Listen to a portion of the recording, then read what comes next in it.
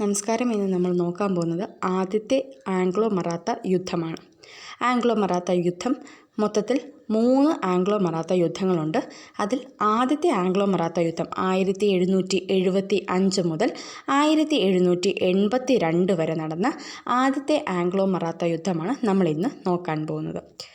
ആദ്യം നമുക്ക് ഈ യുദ്ധത്തിൻ്റെ പിന്നിലുള്ള പശ്ചാത്തലം എന്തായിരുന്നു എന്ന് പരിശോധിക്കാം.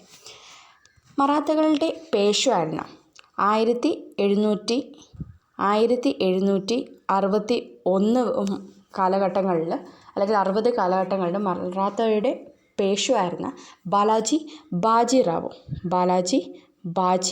റാവോ ബ്രിട്ടീഷുകാരുമായി 1761 പാനിപ്പത്ത് യുദ്ധം, 3-ാം പാനിപ്പത്ത് യുദ്ധം നടത്തുന്നു. 3-ാം പാനിപ്പത്ത് ബാറ്റിൽ, തേർഡ് പാനിപ്പത്ത് ബാറ്റിൽ നടത്തുന്നു. 3-ാം പാനിപ്പത്ത് യുദ്ധം.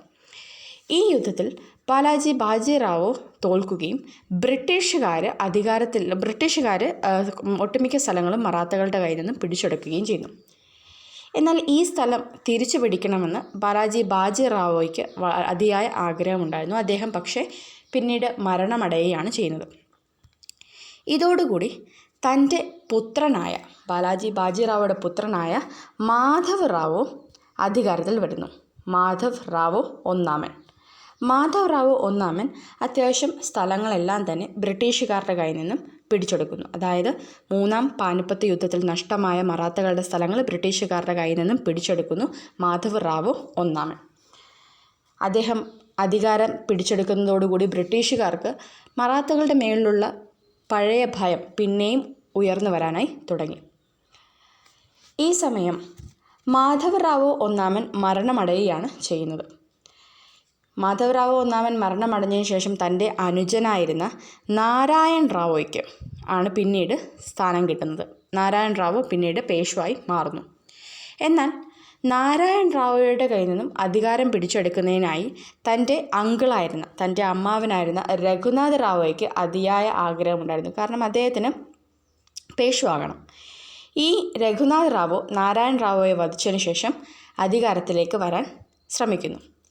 എന്നാൽ നാരായൺ റാവോയ്ക്ക് ഒരു കുട്ടി അപ്പോഴത്തേക്കിനും തന്നെ ജനിച്ചിരുന്നു. ഈ കുട്ടി അധികാരത്തിൽ വരുമെന്ന് ഭയന്നതോടുകൂടി രഘുനാഥ് റാവോ ബ്രിട്ടീഷുകാരോട് സഹായം തേടുന്നു. ബ്രിട്ടീഷുകാരുമായി അങ്ങനെ ഒരു ഉടമ്പടി ഒപ്പുവെക്കുന്നു. ഈ ഉടമ്പടിയായിരുന്നു സൂററ്റ് ഉടമ്പടി. ബ്രിട്ടീഷുകാരുമായിട്ട് രഘുനാഥ് റാവോ ഒപ്പുവെക്കുന്ന ഉടമ്പടിയാണ് സൂററ്റ് ഉടമ്പടി. സൂററ്റ് ഉടമ്പടി 1775 ഒപ്പുവെക്കുന്നത്. 1775 സൂററ്റ് ഉടമ്പടി ഒപ്പുവെക്കുന്നത്.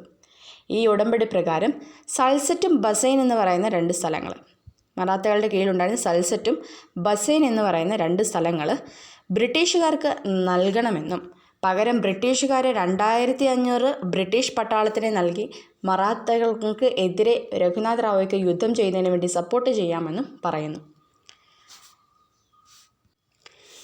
ഇതിൽ രഘുനാഥ് റാവു ബ്രിട്ടീഷുകാരുടെ സഹായത്തോടുകൂടി ഈ യുദ്ധം മറാത്തകൾക്ക് നേരെ വിജയിക്കുകയും ചെയ്യുന്നു. എന്നാൽ 1775 സൂററ്റ് ഉടമ്പടി ഒപ്പുവെച്ചതിന് പ്രകാരമാണ് ഈ യുദ്ധം നടന്നത്. അതിൽ രഘുനാഥ് റാവു ബ്രിട്ടീഷുകാരുമായി വിജയിച്ചു കഴിഞ്ഞപ്പോൾ 1776 തൊട്ട് പിറ്റേ വർഷം അന്നത്തെ കൽക്കട്ടയിലെ ബ്രിട്ടീഷ് തലവനായിരുന്ന വാറൻ ഹാസ്റ്റിംഗ് ഈ സൂററ്റ് ഉടമ്പടി അസാധുവാക്കുകയും പുരന്ദർ എന്ന മറ്റൊരു ഉടമ്പടി ഒപ്പുവെക്കുകയും ചെയ്യുന്നു. ഇത് ഒപ്പുവെക്കുന്നത് മറാത്തകളുടെ തലവനായിരുന്ന നാനാ ഫട്നാവിസുമായാണ് ഈ ഒരു ഉടമ്പടി വാറൻ ഹാസ്റ്റിംഗ് ഒപ്പുവെക്കുന്നത്. ഈ ഉടമ്പടി പ്രകാരം രഘുനാഥ് റാവോയെ അധികാരത്തിൽ നിന്നും മാറ്റി ഒരു പെൻഷൻ നൽകി അധികാരത്തിൽ നിന്നും മാറ്റി നിർത്തുകയും സൽസറ്റ് എന്ന സ്ഥലം ബ്രിട്ടീഷുകാർ കൈകളിൽ വെച്ചുകൊണ്ട് ബസൈൻ എന്ന സ്ഥലം തിരിച്ചു നൽകുകയും ചെയ്യുന്നു.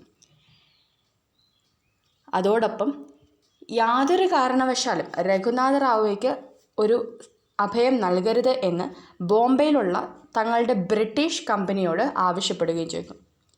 എന്നാൽ ബോംബെയിലെ ബ്രിട്ടീഷ് കമ്പനി ഈ ഉടമ്പടി ലംഘിച്ചുകൊണ്ട് രഘുനാഥ് റാവുവിക്ക് അഭയം നൽകുന്നു. രഘുനാഥ് റാവുവിക്ക് അഭയം നൽകിയത് പോരാതെ നാനാ ഫട്നാവിസ് ഫ്രഞ്ചുകാർക്കായി പൂനെയുടെ പടിഞ്ഞാറൻ മേഖല വെസ്റ്റ് ഭാഗം, പൂനെയുടെ പടിഞ്ഞാറൻ മേഖല ഒരു പോർട്ട് പണിയുന്നതിനായിട്ട്, ഒരു തുറമുഖം പണിയുന്നതിനായിട്ട് തുറന്നു നൽകുന്നു. ഇത് ബ്രിട്ടീഷുകാരെ കൂടുതൽ ക്ഷുഭിതരാക്കുകയും ബ്രിട്ടീഷുകാർ പൂനെ ലക്ഷ്യമാക്കി അവരുടെ ഒരു യുദ്ധം തുടങ്ങുകയും ചെയ്യുന്നു.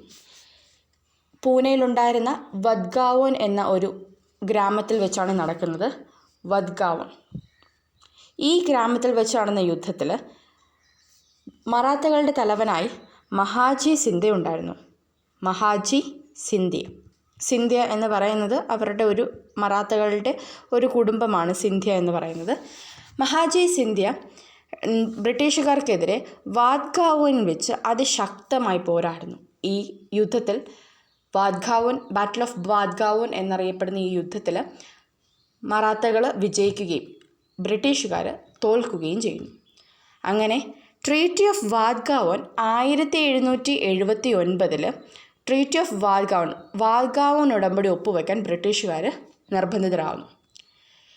ഈ ഉടമ്പടിക്ക് ശേഷം കുറച്ചധികം യുദ്ധങ്ങൾ സീരീസ് ആയിട്ട് നടന്നു പോകുന്നുണ്ട്. ഈ യുദ്ധങ്ങളെ എല്ലാം നമുക്ക് എന്തെന്ന് പറയാം? ആദ്യത്തെ ആംഗ്ലോ മറാത്ത യുദ്ധമെന്ന് പറയാം. അവസാനം 1782 ട്രീറ്റി ഓഫ് സൽബായ് പ്രകാരം, അതായത് സൽബായ് ഉടമ്പടി പ്രകാരം ബ്രിട്ടീഷുകാരും മറാത്തകളും തമ്മിലുള്ള ആദ്യത്തെ ആംഗ്ലോ മറാത്ത യുദ്ധം അവസാനിക്കുന്നു. ട്രീറ്റി ഓഫ് സൽബായ് ആണ് 1782 ബ്രിട്ടീഷുകാരും മറാത്തകളും തമ്മിലുള്ള ആദ്യത്തെ യുദ്ധം അവസാനിക്കുന്നതിന് കാരണമാക്കുന്നത്. ഇനി നമുക്ക് ഈ യുദ്ധത്തിൻ്റെ എന്തൊക്കെ രീതിയിലുള്ള റിസൾട്ടുകളായിരുന്നു ഉണ്ടായിരുന്നതെന്ന് നോക്കാം. റിസൾട്ടുകൾ എന്തൊക്കെയായിരുന്നു എന്നുള്ളത്. ഒന്നാമത്തെ ഈ യുദ്ധത്തിൻ്റെ ഒരു റിസൾട്ട് എന്ന് പറയുന്നത് ഈസ്റ്റ് ഇന്ത്യ കമ്പനി തങ്ങളുടെ കയ്യിലുണ്ടായിരുന്ന സൾസെറ്റും ബ്രോച്ചും അവരുടെ കൈകളിൽ തന്നെ വയ്ക്കുകയുണ്ടായി. സൾസെറ്റും ബ്രോച്ചും തങ്ങളുടെ കൈകളിൽ തന്നെ വയ്ക്കുക ഉണ്ടായി. 2, മൈസൂറിൻ്റെ തലവനായിരുന്ന ഹൈദരലിയെ തോൽപ്പിക്കുന്നതിനായി ബ്രിട്ടീഷുകാരെ പട്ടാളത്തിനെ നൽകി സപ്പോർട്ട് ചെയ്തുകൊള്ളാമെന്ന് മറാത്തകൾ ഉറപ്പ് നൽകി. 3, ഇനി ഫ്രഞ്ചുകാർക്ക് അധികം സ്ഥലങ്ങൾ നൽകുകയില്ലെന്നും തങ്ങളുടെ ഇടയിലുള്ള ഒരു ഡിപ്ലോമാറ്റിക് റിലേഷനെ കൃത്യമായ രീതിയിൽ ഡിസ്റ്റൻസോടുകൂടി അല്ലെങ്കിൽ ഒരു അകലത്തോടുകൂടി കണ്ടുകൊള്ളാമെന്നും ഫ്രഞ്ചുകാർക്ക് ഇനി പോർട്ട് പണിയാനോ ഒന്നിനും തന്നെ മറാത്ത എംപയറിന് കീഴിൽ സ്ഥലം നൽകുകയില്ലെന്നും പറഞ്ഞു. 4, ആനുവൽ ബേസിസിൽ 3 ലക്ഷം രൂപ പെൻഷൻ നൽകിക്കൊണ്ട് രഘുനാഥ് റാവുയെ അധികാരത്തിൽ നിന്നും പേഷ്വാ സ്ഥാനത്തു നിന്നും മാറ്റി. 3 ലക്ഷം രൂപ പെൻഷൻ നൽകിക്കൊണ്ട് രഘുനാഥ് റാവുയെ പേഷ്വാ സ്ഥാനത്തു നിന്നും മാറ്റി. 4,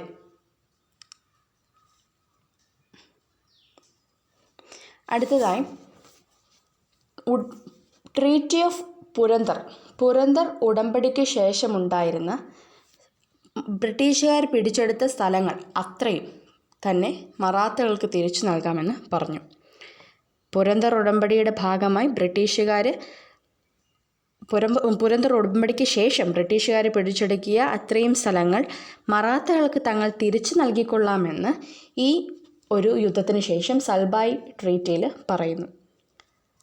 അടുത്തതായി മാധവ് റാവോ രണ്ടാമൻ രഘുനാഥ് റാവോയുടെ സ്ഥാനത്ത് മാധവ് റാവോ രണ്ടാമൻ തൻ്റെ നാരായൺ റാവുവിൻ്റെ പുത്രനായ മാധവ് റാവോ രണ്ടാമൻ എന്ത് ചെയ്യുന്നു? പേഷ്വായി സ്ഥാനത്തേക്ക് വരികയും ചെയ്യുന്നു. രഘുനാഥ് റാവോ ആയിരുന്നു അധികാരത്തിൽ ഇരിക്കേണ്ടിയിരുന്നത്. അദ്ദേഹത്തിന് 3 ലക്ഷം രൂപ വർഷം നൽകി അദ്ദേഹത്തിനെ അധികാരത്തിൽ നിന്നും മാറ്റി ബ്രിട്ടീഷേഴ്സ്.